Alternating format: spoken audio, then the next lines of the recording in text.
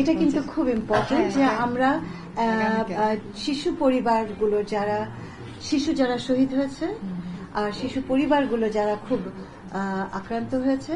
তাদের 105 জনকে আমরা কালকে 50,000 করে টাকা দেব এবং শিশু দিবস উপলক্ষে এবং একটা মান কতজন শিশু এই ঘটনায় মারা নিয়ে আসছি 105 জন একদম ফাইনাল করেছে 105 জন। তারপরে আমি বলবো আপনারা মাথায় রাখবেন যে তারপরে আমরা হয়তো ওই সংখ্যাটা পাল্টাবে যখন আমরা আরো তথ্য পাবো হয়তো এটা পাল্টাবে কিন্তু এই মুহূর্তে আমরা এই মুহূর্তে পর্যন্ত আমরা এটাই পেয়েছি এবং এটাকে দিচ্ছি। আরেকটা জিনিস আমি বলি আপনাদেরকে যে আচ্ছা স্বাস্থ্য মন্ত্রণালয়ের MIS এর মাধ্যমে সংগৃহীত তথ্যাদি API অ্যাপ্লিকেশন প্রোগ্রাম ইন্টারফেসের মাধ্যমে সংযুক্ত করে ক্রস চেক করা হবে ফলে যাচাইকৃত একটি নির্ভুল ডেটাবেস প্রস্তুত করা সম্ভব হবে। কালকে আমাদের একটা আন্তর্জাতিক শিশু দিবস উপলক্ষে আমরা একটা বড় আয়োজন করেছি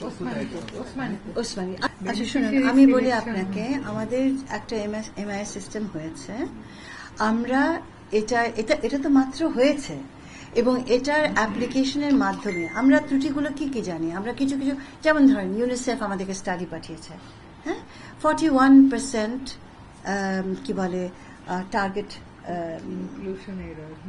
মানে ইনক্লুশন ত্রুটিপূর্ণ তো এটা তো বিশাল আমি তো ফেলে রাখতে পারি না কথাটা একটু স্পষ্ট হওয়া দরকার। আচ্ছা এখানে অস্পষ্ট তো কিছু বলিনি আমি ত্রুটিপূর্ণ বলতে যে 43% ইনক্লুশনে ত্রুটি অর্থাৎ আমি কাকে ইনক্লুড করলাম যারা ইনক্লুড হয়েছে তারা আসলে হওয়ার উপযুক্ত না রাইট না দেখুন আমি তো একাডেমিক্যালি কথাগুলো বলছি আপনাকে 43% ডিভিয়েশন তার মানে এরর মানেই হচ্ছে ভুল জায়গায় যাচ্ছে হ্যাঁ একটা হচ্ছে বিয়োগ হচ্ছে পাচ্ছে না আর একটা হচ্ছে ভুল জায়গায় যাচ্ছে এবং এই দুটোরই পরিসংখ্যান আমরা পেয়েছি। এখন আমাদেরকে আমরা মনে করছি যে আমাদের MIS অ্যাপ্লিকেশনটা যখন হয়ে যাবে যেটা ইজ নাও আন্ডার রিভিউ